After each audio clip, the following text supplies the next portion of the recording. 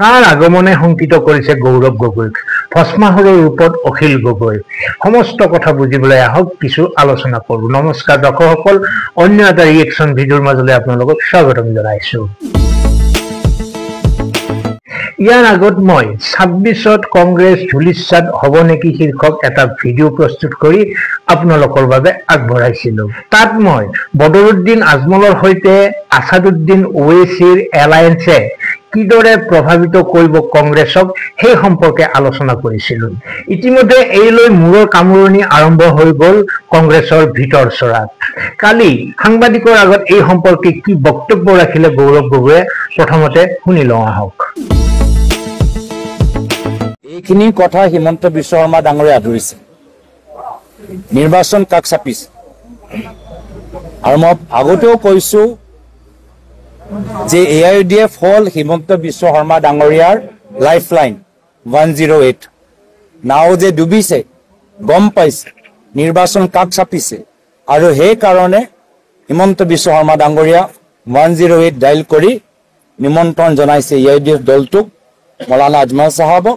আৰু মৌলানা আজমল চাহাবৰ যিহেতু AIUDF দলৰ স্থিতি অলপ দুৰ্বল, সেইকাৰণে তেওঁলোকে নিজৰ 108ত নম্বৰ মিলাইছে। সেয়া হ'ল এই আছাদুদ্দিন ওৱেইছি ডাঙৰীয়াৰ নম্বৰটো। তো এইখিনি কথা শুনি হিমন্ত বিশ্ব শৰ্মা ডাঙৰীয়া যথেষ্ট উৎফুল্লিত। কিন্তু আমি কংগ্ৰেছ দল বিভিন্ন বিৰোধী দলসকলৰ লগত আলোচনা কৰি ঐক্যবদ্ধভাৱে আমি আগবাঢ়ি যাম। দৰ্শকসকল, গৌৰৱ গগৈৰ বক্তব্য আপোনালোকে শুনিলে। নেতাগৰাকীয়ে নিজকে যিমানেই প্ৰকৃতিস্থ ৰূপত উপস্থাপন কৰিবলৈ প্ৰয়াস নকৰক কিয়, তেওঁ যে ভিতৰি ভীষণভাৱে শংকিত হৈ পৰিছে সেয়া অলপ মন কৰিলেই বুজা যায়।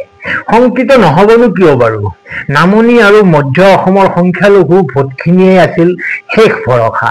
এতিয়া সেইখিনিও যদি হাতৰ পৰা গুচি যায় থাকিবগৈনো কি? মিয়াৰ প্ৰতি থকা মৰম চেনেহে ইতিমধ্যেই উজনিৰ মূল সুঁতিৰ অসমীয়াখিনিৰ পৰা কাহানিবাই যে কংগ্ৰেছক আঁতৰাই লৈ গ'ল, সেই কথা পাৰ হৈ যোৱা নিৰ্বাচনী ফলাফলবোৰে প্ৰমাণ দিয়ে। চাহ জনগোষ্ঠী, ডিমা হাছাও, কাৰ্বি আংলং, ৰাভা হাছং আদিত দলটোৰ গণভিত্তি প্ৰায় শূন্য। শেহতীয়াভাৱে BTRৰ নিৰ্বাচনত দলটোৱে এখনো পৰিষদ জিকিব নোৱাৰিলে। এইখিনি সময়তে ইফালে খবৰ ওলাইছে যে বদৰুদ্দিন আজমলে কেৱল আছাদুদ্দিনৰ লগতেই নহয়, কেৰালাৰ UDF নামৰ দল এটাকো এলায়েন্সৰ বাবে অসমলৈ আমন্ত্ৰণ জনাইছে। তিনিওটা দলে মিলি সৰ্বমুঠ 35খনকৈ আসনত প্ৰতিদ্বন্দ্বিতা কৰাৰ কথা। ইয়াৰ বিপৰীতে বিৰোধী ঐক্যমঞ্চৰ নামত যিকেইটা দল আমি একত্ৰিত হোৱা দেখিছো, তাৰ ভিতৰত মূল দল কংগ্ৰেছৰে অৱস্থা থৰক বৰক। লুৰিণজ্যোতি গগৈৰ জাতীয় পৰিষদৰ এজনো বিধায়ক নাই, অজিত কুমাৰ ভূঞাৰ বিধায়কটো নায়েই, বৰঞ্চ তেওঁৰ দলটোৰ নাম কি তাকেই কোনেও নাজানে। বাকী ৰাইজৰ দল আৰু CPMৰ আছে এজনকৈ বিধায়ক।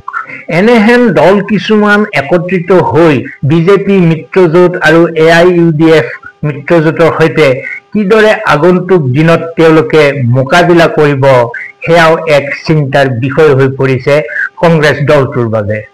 ইয়াৰ মাজতে অখিল গগৈ হৈ পৰিছে কংগ্ৰেছৰ বাবে এক মহা বিড়ম্বনাৰ কাৰণ। ইয়াৰ আগত গাখীৰত নিমখ ঢালিব নেকি অখিল গগৈ শীৰ্ষক ভিডিঅ' এটা মই এই চেনেলতে আপলোড কৰিছিলোঁ, য'ত নেতাগৰাকীয়ে চিট শ্বেয়াৰিঙৰ কথা কৈ কংগ্ৰেছ দলটোক এক প্ৰকাৰ সমালোচনা কৰা দেখা গৈছিল। তাতেই ক্ষুণ্ণ হৈ কালি গৌৰৱ গগৈয়ে অখিল গগৈ সম্পৰ্কত কি ক'লে অকণমান শুনি লওঁ আহক। আপোনালোকে 12 তাৰিখে সেইদিনা আমি এটা কথা পাতিছিলোঁ যে আমি যিখিনি বিষয়বোৰ আলোচনা কৰিব লাগে, আমি কেমেৰা আঁতৰত আমি নিজৰ মাজত আমি আলোচনা কৰিম। আৰু আমাৰ মাজত আমি গোটেইখিনি দল একে সুৰত যে আমি ক'ব পাৰোঁ, এটা সিদ্ধান্ত আমি লৈছোঁ। যদিও মই বিচৰা নাই, সেইদিনা মোক সকলোৱে দায়িত্ব দিলে যে সকলোৱে হৈ মই 12 তাৰিখৰ সভা পিছত, মিটিং হৈ যোৱাৰ পিছত নিজৰ সকলৰ হৈ আমি কথাখিনি ক'ব লাগে।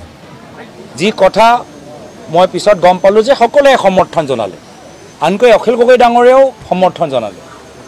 অখিল গগৈ ডাঙৰীয়া 12 তাৰিখ আৰু অখিল গগৈ ডাঙৰীয়া 14 তাৰিখৰ মাজত আকাশ পাতালৰ কিয় ইমান পাৰ্থক্য আছে তেওঁহে জানে। গুৱাহাটীত আমাৰ সন্মুখত আৰু আমাৰ লগত সভা মিটিং কৰাৰ পিছত বাহিৰতো ঠিকেখিনি কথা ক'লে। মাত্ৰ দুদিনৰ পিছত দিল্লীত গৈ তেখেতৰ সুৰ কেনেদৰে সলনি হ'ল, সাংবাদিকসকলক সম্বোধন কৰি আলায়েন্স সম্পৰ্কত কথাখিনি পাতিছে। ফেচবুকত তেওঁলোকৰ নিজৰ কথাবোৰ কৈছে।